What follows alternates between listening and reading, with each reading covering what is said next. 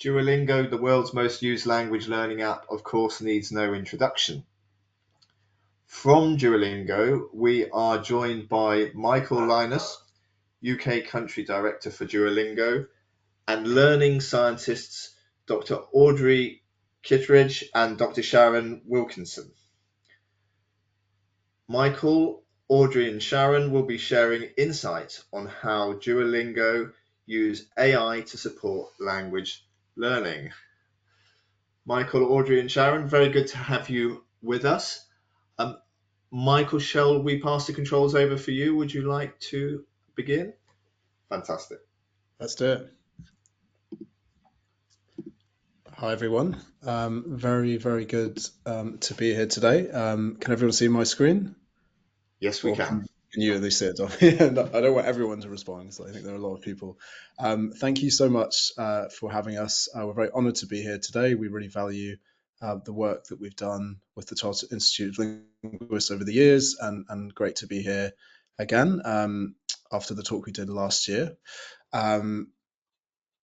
We're going to talk about AI today. I know some of you are probably sick hearing about AI, but I think Duolingo can fairly claim to not have jumped on the bandwagon with AI. It's something that we've been doing since the inception of Duolingo back in 2011, 2012.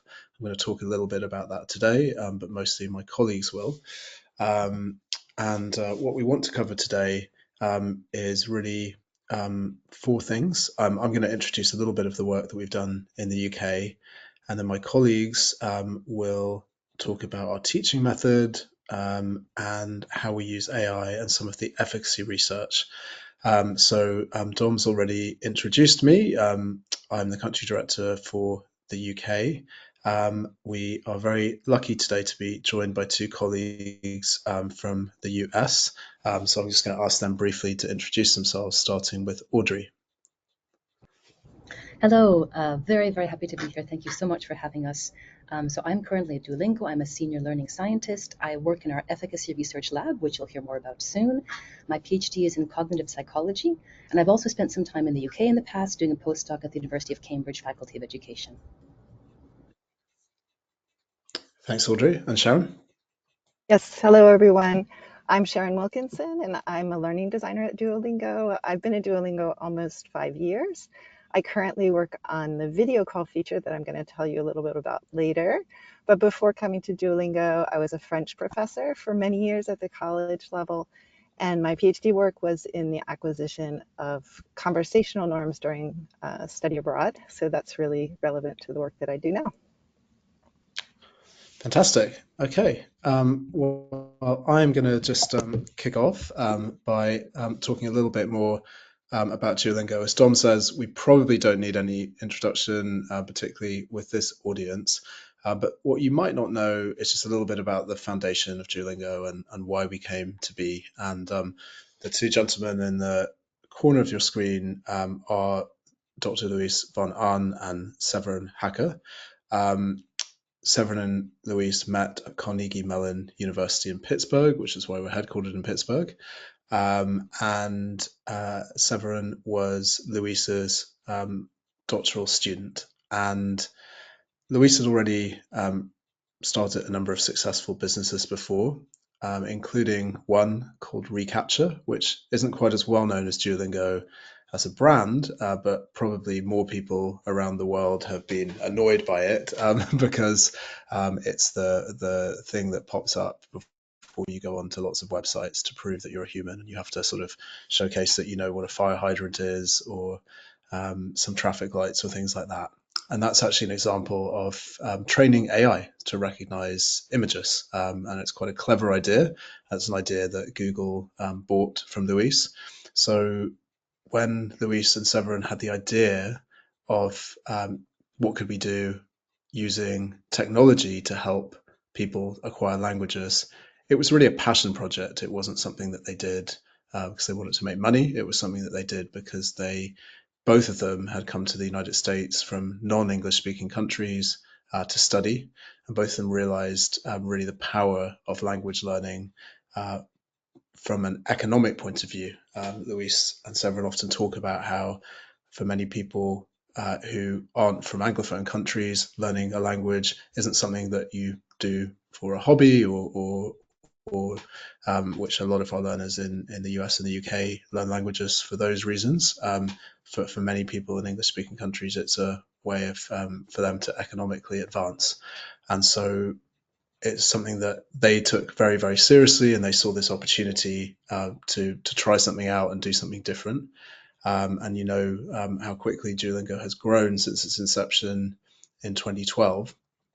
And since then, we've also moved into other things. So we've got our English test, which was something that many of our users asked for. So after a few years, lots of people learning English need it to certify their English, to get employment, to get into university.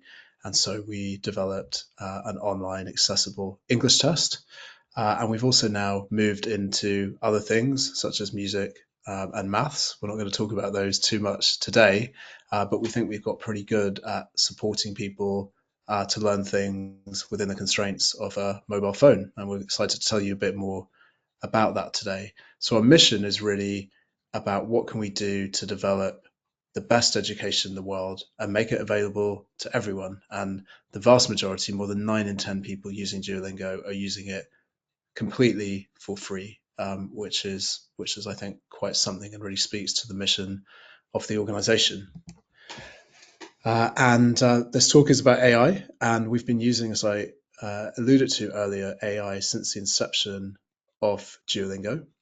First of all, it was the machine learning, so it was using all the data that we had to really try to personalize as much as possible.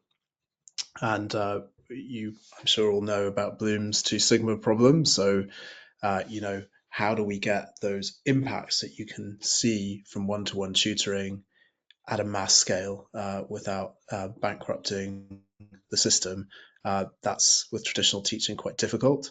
But we hope and believe that what we're moving towards with Duolingo is being able to put a tutor in people's pockets and be able to provide some of that personalization and that difficulty level that's just difficult enough that you're learning, but not so difficult that you're put off. And crucially, helping people to develop a regular habit of learning.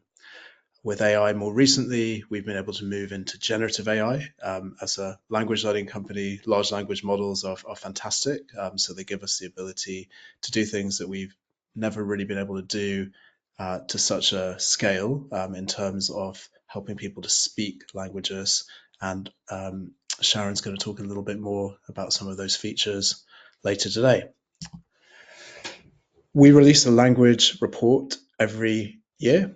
So if you Google Duolingo language report, you'll see the 2024 report that we released at the end of 2024.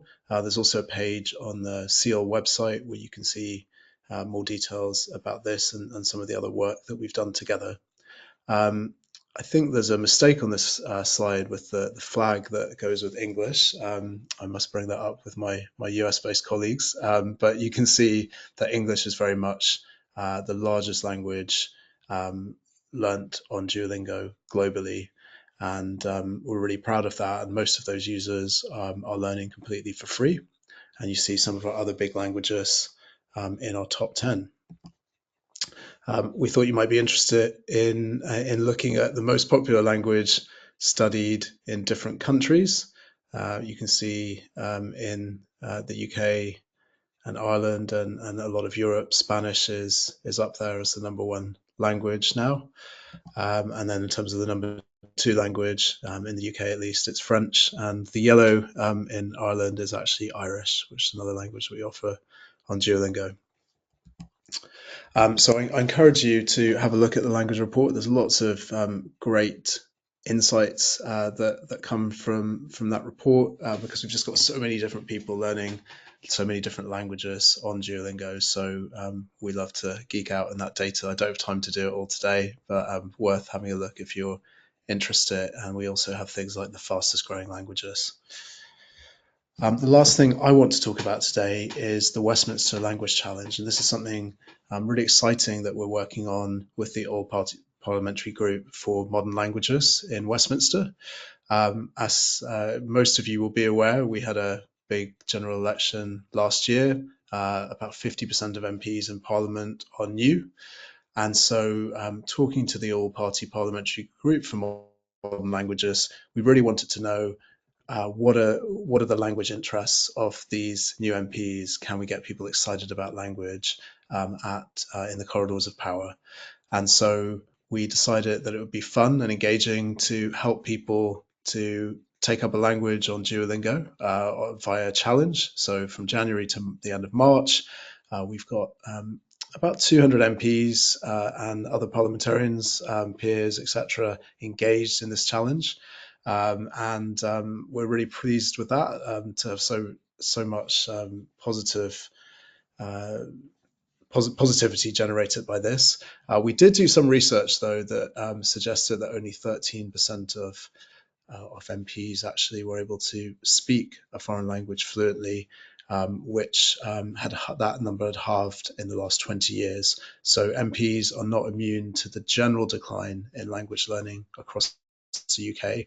And the serious point behind this challenge, which we're working with the APPG, CIOL, and various others on, is what can we do to really start to use Duolingo's influence and brand and user base to start to support, hopefully, a turnaround in language learning in the UK. So if anyone's interested in this, please do contact me if you've got any ideas. We've got a reception coming up in Parliament in late April, and we're hoping to use that and the interest generated from this challenge to do some more in-depth work. So that's a little bit about what we're doing in the UK. I'm now going to hand over to Audrey to talk a little bit more about Duolingo's teaching method. Thank you, Michael. So yes, I'd love to tell you a bit about our teaching method, at least an overview. Our method is based on research and best practices in the learning sciences and language pedagogy. It includes these 5 pillars, and I'll just give you an overview of each of them. So the first pillar, learn by doing, is really about maximizing implicit learning in a personalized way. Then is the next pillar. Focus on what matters is another. Stay motivated and feel the delight, and I'll take you through each of them in turn. So the first pillar, learn by doing, refers to the fact that we maximize implicit learning. So through doing exercises, learners automatically pick up on patterns without even realizing it. And if you could advance to the next slide, I've got an example of what these patterns look like. So, for example, we expose learners to exercises with americano, which is the male version of the adjective, and in this case it's applied to John, contrasted with the female version of the adjective americana. So the idea is that we want to draw learners' attention to noun-adjective agreement through this kind of contrast. And we do use explicit teaching, but it's a supplement, not the main way that we teach. We also prioritize interactive exercises to support learn by doing. So, for example, we have learners touch the screen and physically manipulate the components to create an answer. And these ideas draw on several fields of research. One is research on statistical learning, which shows that even without conscious awareness, people notice the frequency of events and make hypotheses about patterns behind those events.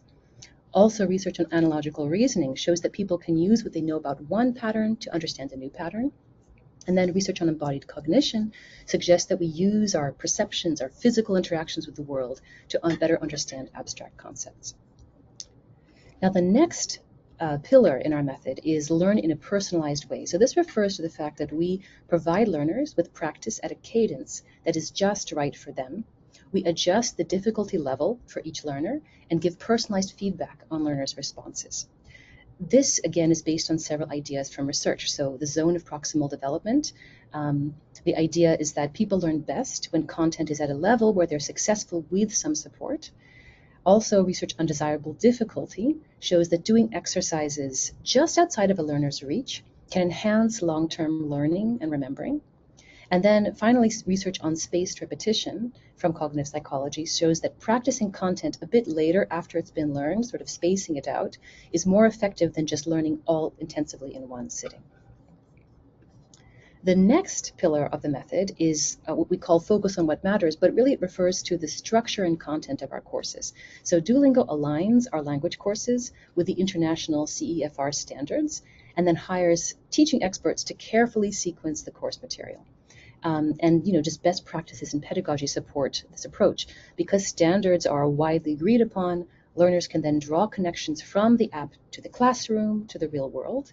And standards also provide learning trajectories, which allows learners to know, where they are now and where they're headed. The fourth pillar, stay motivated, is perhaps what we're most known for. And this refers to the fact that we keep learners coming back to continue their learning. We do this by making everything that you do in the app relatively quick, so that learning feels light and manageable. So on average, a lesson never takes longer than about 5 minutes. And we incentivize daily app use with features like the streak. So this is sort of a number that increases with consecutive days of using the app. And we also draw inspiration from game design. So we leverage features like leaderboards to help learners stay engaged. So this is where you can see your position kind of relative to other learners who are learning. And again, research on motivation and gamification shows that these strategies can be effective. So in expectancy value theory, people are deciding whether or not to do something based on how likely it is they think they'll be successful and how much they value the goal. So we try to amplify these feelings of success, and we also help them value the goal because through these things like the streak. Streaks can become a motivator for practicing daily and can also become inherently valuable in themselves. People are proud of their, 200-day streak, for instance. Leaderboards can be motivating because collaborative social mechanisms provide social accountability. And we have other social mechanisms in the app as well that help with this. All right, and moving on to the last pillar, feel the delight. We do a lot of things to make learners feel that learning is delightful. So there's a whole cast of world characters that you see on the screen here that we use in the Duolingo world who are saying the sentences, who are doing other things. We use humor. A lot of our sentences or our stories, we try to make them funny. We also provide a lot of praise and encouragement. And we also prioritize having a clean and beautiful product design that feels intuitive to use. And again, research supports this approach. So the emotional design principle says that people learn better when learning experience design induces positive emotions without irrelevant information, hence our focus on this clean product design. We also know that anxiety negatively impacts learning. So we allow learners to reduce the level of challenge with hints and sort of low stakes practice in the app. And we hope that then this decreases their anxiety and increases their confidence. And humor, using humor also increases the likelihood that learners will remember the content. If they find a very funny, unique sentence, they might remember then the grammatical structure in that sentence better later on.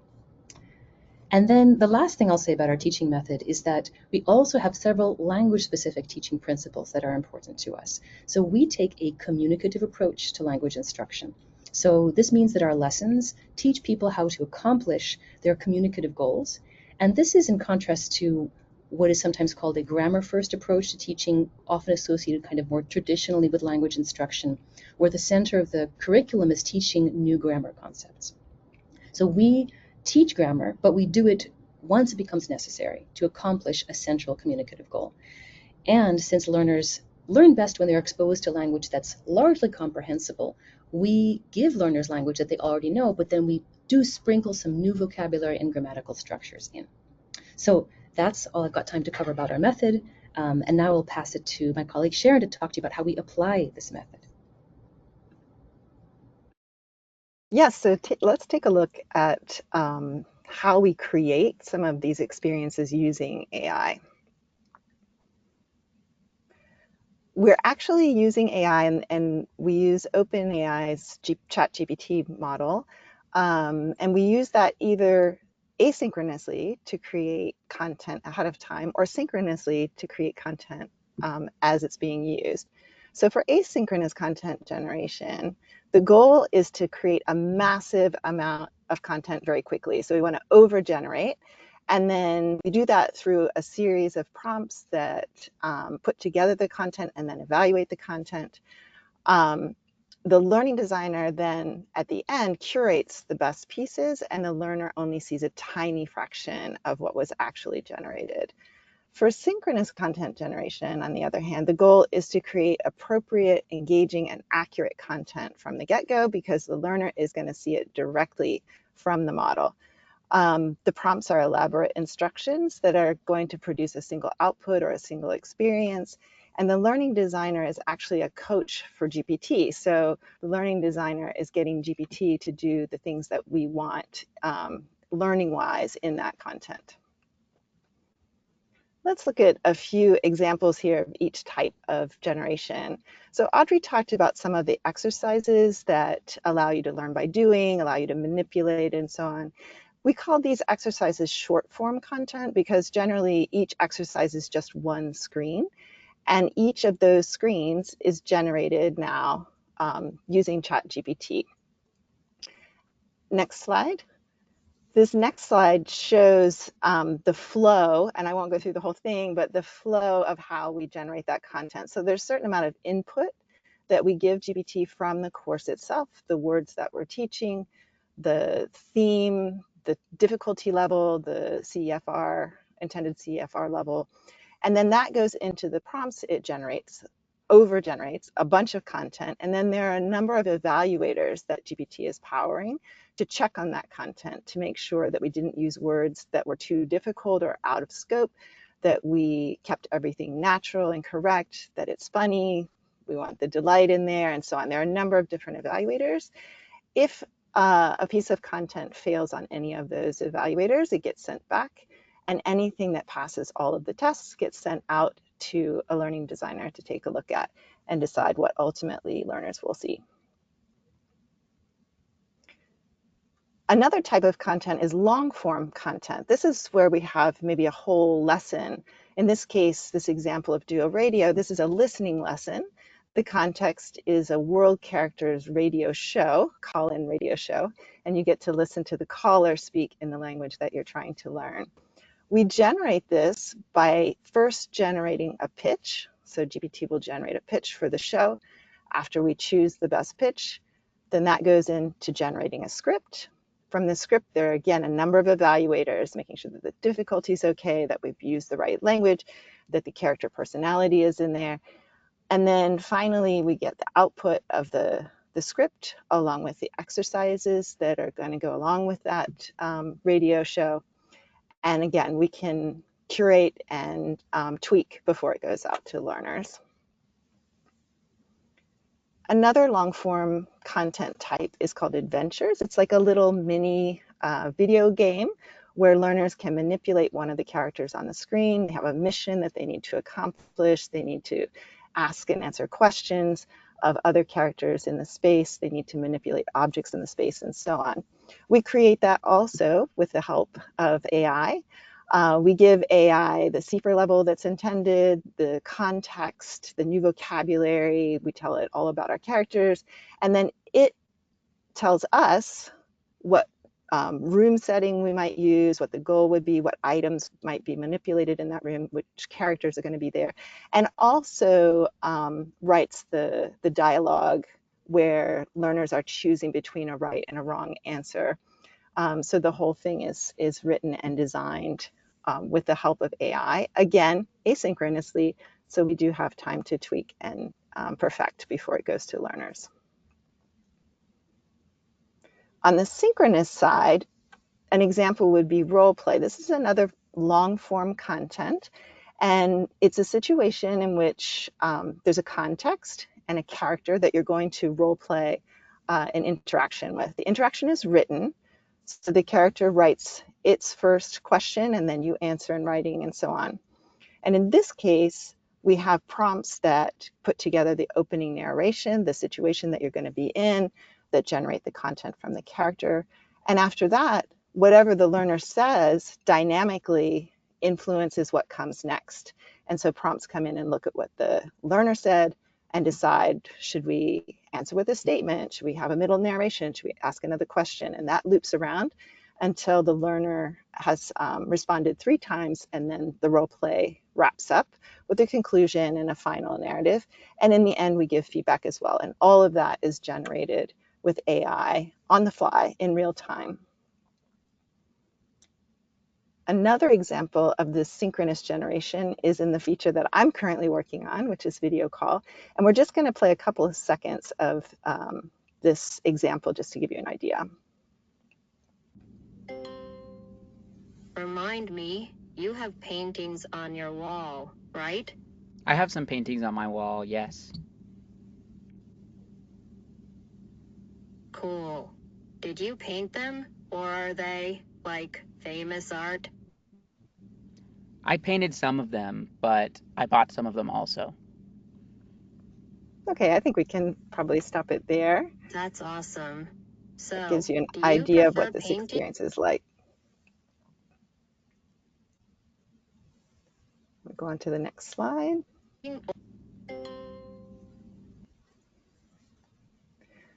So ChatGPT actually will hold a conversation all by itself with you.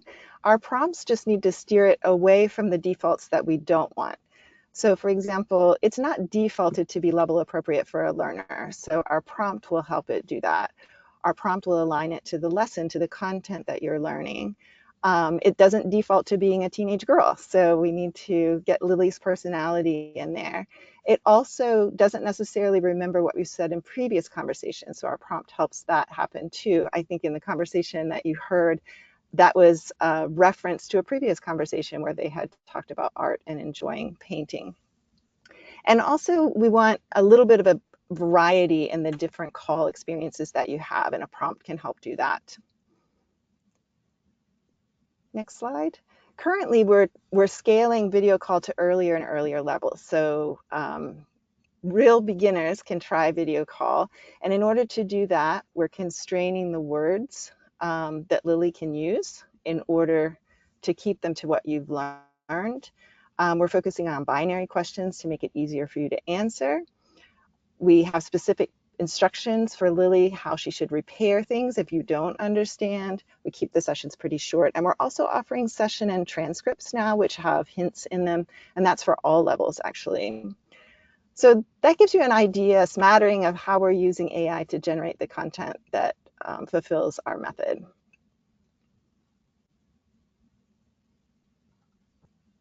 All right, and now I'll close off by telling you a bit about the efficacy research we've done on our courses. So Duolingo has an efficacy research lab dedicated to evaluating our course efficacy. And we publish white papers and peer-reviewed journal articles. We collaborate with external researchers, and we also fund independent researchers to carry out studies on Duolingo's efficacy. So now I'll just give you a quick taste of the work. One important question that we asked ourselves is about our course updates. How do they impact learning? So Duolingo was launched in 2012, but of course the course content has been evolving continuously since then, and we want to make sure that these changes have a positive impact on learning. So we designed a study to compare the older version of Duolingo from 2020, where learners could choose the order of their lessons, to an updated version in 2023 that carefully sequenced lessons in the same order for all learners. And we studied French and Spanish learners who had little or no prior proficiency in those languages before using Duolingo, and who don't use other tools to learn the language. And this is so that we can attribute their learning to Duolingo. And what we found is that when we look at learners in 2023 who finish our beginner content, so up to the A2 CEFR level, they have significantly higher reading and listening proficiency scores on standardized tests compared to learners who finish the same level of content in 2020. Another important question we asked is about how well we're teaching English. So English learners are a major focus for our company. You know, they're, as Michael mentioned, it's very important to many people around the world. So we wanted to evaluate the efficacy of our English courses. And in this study, we tested Spanish, Portuguese, and Japanese-speaking learners who are taking our English courses, again with standardized tests. And these learners, again, had little or no prior proficiency in English before using Duolingo and weren't using other tools to learn English. And we found that after completing the same sort of level of content, so aligned to the A2 CIFR level, the beginner level, learners actually scored significantly above the A2 CIFR level in reading and listening. So this really suggests that our English courses are exceeding expectations for proficiency attainment. Now, finally, I've shown you a lot of reading and listening results. So we know that we're getting better over time in improving people's reading and listening skills. in French and Spanish, and also effectively in English. But what about other skills that are very important for learners, such as speaking and writing? Many people have skepticism about how well you can learn these with an app. So we partnered with an external researcher on a study. We studied the language skills of US students who used Duolingo but weren't taking other in-person language classes. So these were US university.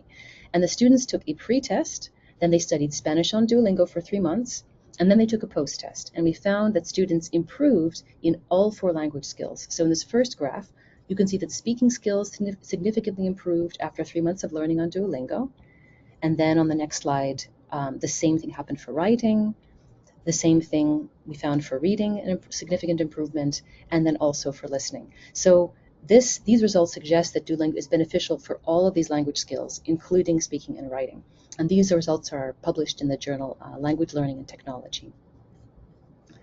So I'll just leave here some references so that you can look things up if you're interested. If you want more information on the Duolingo method or any of our efficacy studies, have a look at our efficacy website. And then I also want to highlight again that we do fund independent external research. So for example, we've worked with a professor at the University of Sheffield in the UK to conduct a study comparing Duolingo English learners in a classroom with classroom instruction. We also fund PhD students' dissertation research on language learning and other subjects, and our efficacy website announces all these funding opportunities.